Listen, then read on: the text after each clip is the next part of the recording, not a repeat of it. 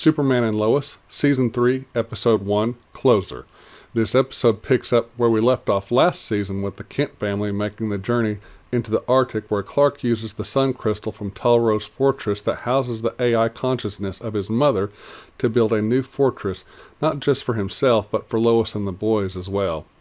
Clark and Lois have been spending a lot of time away from the farm at Talrose Vacation Villa, plus they have been sexually active for a while now. Jonathan and Jordan are both being pulled in different directions in their lives. Jordan with learning and training with his powers, with Clark teaching and guiding him and utilizing the new fortress to help with his training. Plus, Clark is trying to feel out what Jordan is allowed to do and not allowed to do when using his powers. Jonathan is focused on trying to pass his driver's test and has been practicing in his truck that Talro gave him, with Lois guiding and teaching him. Since Jordan and Sarah's breakup last season, she found out about his powers and that is what he had been hiding from her. They are both back on good terms, but just as friends, which hurts Jordan. John Henry Irons and Natalie Irons are doing their best to make this Earth their new home by turning their garage place that they live at into a home. Sam Lane has come out of retirement and is now the head of the DoD again because he felt guilty leaving it in the hands of Lieutenant Anderson after all the mess that came out of that situation. His first act as returning general was he had the Schuster mines permanently closed and sealed up. Clark and Lois both now work at the Smallville Gazette. Lois starts digging into what John Diggle told John Henry Irons last season. Lois wants to find out why the John Henry Irons of this Earth was murdered. John Henry tells both Sam Lane and Lois not to worry about it and not to go digging into it. But Lois, being Lois, ignores that and starts investigating it anyway. Lois goes undercover and goes to a clinic posing as someone else to speak with Dr. Irons, who is the sister of the John Henry Irons of this Earth who was killed. The doctor is not pleased to see her, but Lois asks her if her brother had any connection to a man named Bruno Mannheim, who is the Intergang crime boss. She tells Lois that her brother was mixed up with a lot of bad people, and he took his military service and abused it by selling tech and weapons to bad people. She mentions that he had dealings with both Bruno Mannheim and Lex Luthor.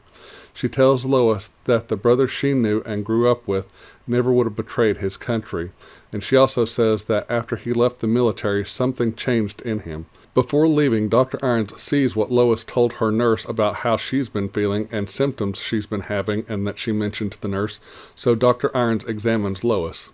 Sam Lane decides he wants to get to know Natalie Irons better, so he takes her to a movie, but he also wants to talk to her about joining a DoD training school. Natalie is not happy after finding out that Sam Lane just wanted to recruit her and not really spend time with her. She gets home and John notices she's angry, and she tells him why, which doesn't sit well with John Henry Irons either. Lana and Kyle are still separated. They both have split custody of the girls. Kyle is still living by himself in an apartment and working as a firefighter for the city of Smallville. He is helping to organize a blood drive. Lana is in full mayor mode and doing great things for Smallville. She gets called to the high school and realizes from some kind of previous water damage that there is black mold all over the school, which is toxic. She worries about the funds and how she can take care of the problem and get it fixed so the kids won't get sick. Jordan and Clark are up at the fortress practicing, mainly practicing Jordan's flying ability. Then Clark instructs him to spar with an AI that he has set up for him, and Clark returns to Smallville to go to work at the Smallville Gazette. Later on at the Smallville Gazette, Clark hears something with his super hearing, an accident, and flies off to Kuala Lumpur, where it's raining, and sees a crane on top of a building. He also spots Jordan there, trying to save the crane and stop the crane from falling, but Jordan just makes it worse, and Superman has to go down there and fix what Jordan messed up and save people below so the debris won't hit anyone. Clark and Jordan fly back to the fortress, and Clark is very upset with Jordan and tells Jordan to fly home immediately. So Jordan does. Clark flies home later on. Lois gets home and tells Clark that the doctors ran tests on her and that she might be pregnant, which stuns Clark, but he's very supportive as they both together process the news. Lois goes out for drinks with Lana, and Lana tells Lois that the previous mayor's books and finances make no sense. As they are talking, Lana notices that Lois is drinking only water, which shocks Lana until Lois tells her she is possibly pregnant, and Lana is very happy for her. Jonathan takes his driver's test, and the person who is grading him during the ride-along is his former high school football coach, Coach Gaines, which scares Jonathan. Lois and Jonathan return home to find Clark getting ready for Jonathan and Jordan's 16th birthday party later on. Jonathan tells his dad that he passed, which Clark is very happy about and proud of his son for passing. Later on that day, the boys' birthday party starts. Jordan sees Sarah arriving and walks away. John Henry Irons confronts Sam Lane on trying to recruit Natalie. Sam realizes his mistake and apologizes to both John Henry and Natalie. Kyle arrives and helps Clark with the barbecuing until he sees John Henry Irons talking and flirting with Lana. Most everyone is having a great time at the party. Later on, Clark and Lois show a video of the boys as babies and growing up. During the video, Clark hears chaos happening in Metropolis, like destruction and people in danger. Lois looks back at him and nods for him to go, so he flies off to Metropolis. Superman arrives in part of downtown Metropolis and sees the old villain he has faced once before, Atom Man Henry Miller, but this time he has powers just like Superman. He knows he's supposed to be in prison and wonders how he got out.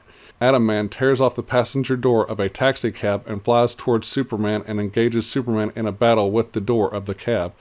Atom Man knocks Superman back into a fuel truck, which explodes when he hits it, and Superman walks out unscathed, surrounded by high flames of burning fuel. The two battle each other in a series of reverses as they fly through the city. Superman desperately tries to avoid hitting buildings and the civilian population as they fly through the city battling each other. They do hit some buildings and tear up a roof and fly through and knock down a highway overpass that is under construction. The intensity of the battle messes up Atom Man's helmet, so he takes it off. Superman and Atom Man stop fighting, and both are standing at the top of a skyscraper being built. Superman asks him who did this to him and how he got powers. Atom Man responds and says they are coming for me. I can't let them get me. I have to finish this first. And Superman asks him who he's talking about, and Atom Man re-engages him in another battle. Back at the party, Sarah finds Jordan sitting alone, and she wishes him a happy birthday. She asks if he is ignoring her. He denies it at first, but then comes clean and says yes. They talk about things and agree to just be friends for the time being. Back in Metropolis, after another battle, Superman and Atom Man land in a dark alley, and Superman tells him to let him help him.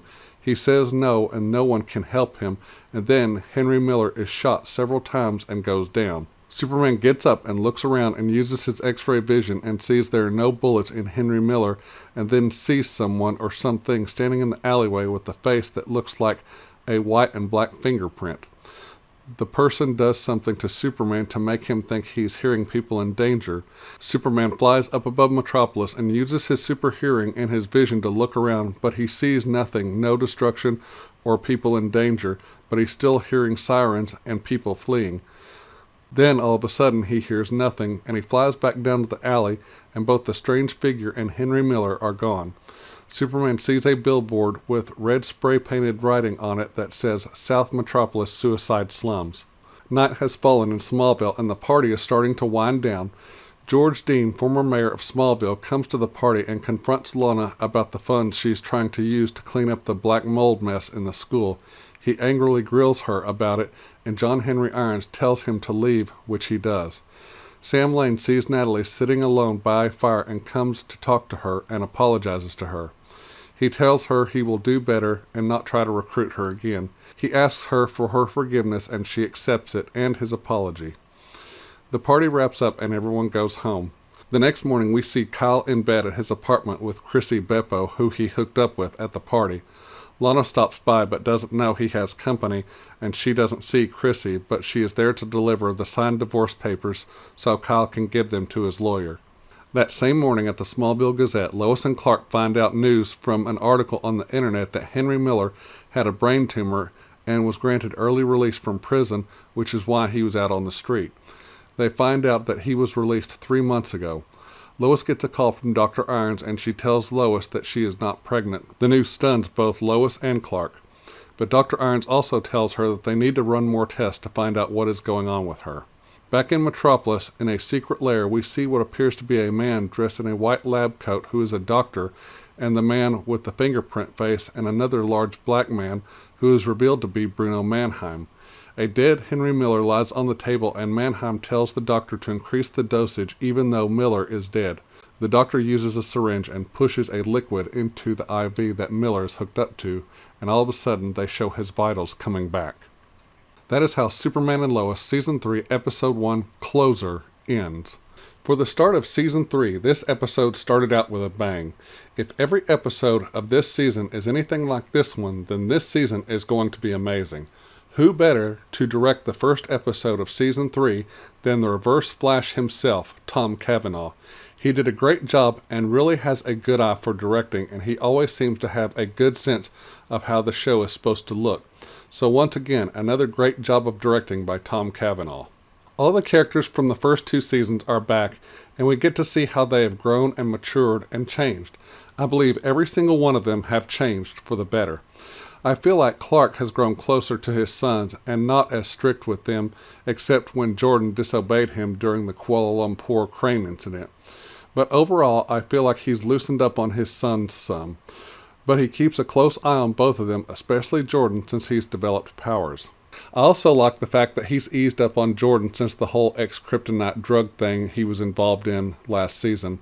I really like how excited and happy Clark was when Jonathan told him that he passed his driver's test. Lois is still the same, but she has changed some as well. We see her not as uptight and worried. She seems to be more at ease with things. Plus, we see her get really excited about the possibility of having another baby when she is out for drinks with Lana, and then after the video that was shown at Jonathan and Jordan's birthday party. The boys have really changed. Jonathan is not all wrapped up in football. Instead, he's focused on other things like passing his driving test and his girlfriend. Jordan has changed a lot as well and is more focused on his powers and on his, for now, friendship with Sarah. Lana has changed as well, but for the better. She's in full mayor mode now and seems to be doing great things for Smallville. She also seems to be okay with her family life for now. And also we can see that she has processed that Clark is Superman and is back on good terms with Clark, Lois, and the boys. One person who I really think has changed for the better is Kyle Cushing. He realizes his mistake and has owned up to it. Now he's just trying to be a good father to his girls and just be as good as he can. He doesn't seem to drink as much either. I just hope he doesn't do anything rash, especially now since he saw Lana and John Henry Irons talking and flirting with each other. I'm sure deep down inside that really hurts him, but like I said, I hope he can move past that, and maybe with someone like Chrissy Beppo in his life, if they decide to start a relationship, that maybe he can move past that. I love how even though Lois now works for a small town newspaper and not the Daily Planet, she hasn't lost any of her investigative reporter skills. She's still one of the best there is, and we see that in this episode when she falsifies information as a patient at a medical facility to speak with Dr. Irons. I thought that was great, and I was like, there she is. There's the fearless reporter Lois Lane. I loved the look of this episode. It uses mainly warm colors, but yet kind of had this light grayish blue look to it. To me, that was the director's way of telling the audience that things seem really good right now, but there's another big situation that is slowly brewing and getting ready to take shape. The theme of this show is mainly family, but you can really feel that in this episode, which I really liked. The musical score in this show is still just as great as it was in the first 2 seasons. This episode was no different. Dan Romer is a great composer for this series. There is one scene where I absolutely loved the musical cue, and that is during the battle between Superman and Atom Man. Atom Man throws Superman into a fuel tanker truck and it explodes, and we see Superman just walk out of the flames, and the musical score that is played with that scene made it absolutely epic and beautiful at the same time. As of right now, it looks as though Bruno Mannheim is going to be the big bad villain of this season, as well as this doctor that is working for him and working on Henry Miller. The big question is, how did Henry Miller get powers? Was it from ex-kryptonite, or was it possibly from that serum they were pushing into him through an IV? I guess we'll just have to wait and see. Since we find out at the end of this episode that Lois is not pregnant, but she is still having these symptoms, I hope she's okay, and I hope we find out what is going on with her, and whatever it is, I hope it's not something too serious and can be easily fixed. My favorite part or scene of this episode has to be the one I talked about earlier with the musical score when Superman gets thrown into the fuel tanker truck and it explodes and we see Superman just walk out of the flames and the musical score is played with that scene. Yeah, that's my favorite scene of this episode. That was awesome. I don't have anything negative to say about this episode, so with that being said, it's grading time. I'm going to give Superman and Lois Season 3, Episode 1, Closer, a high-flying A+. I have been waiting for this show to return since the end of the last episode of Season 2. Starting out Season 3 with this episode, I couldn't have asked for better. I loved everything about this episode. For those of you who are curious and hadn't heard, the character of Jonathan is now played by actor Michael Bishop. The actor who played Jonathan previously in the first 2 seasons had to leave the show for health reasons. So hopefully we will see more of what Michael Bishop can do and what he brings to the character. And to Jordan Elsass, who previously played the character, my thoughts are with you. I hope everything's going okay. And I'm sorry you had to leave the show. But like you said, your health needs to come first. And I respect you for that. Okay, that is the end of this video. I'm going to say thank you all so much for watching. Good night. God bless. I love all of you, and I will see you all in the next video. Bye-bye.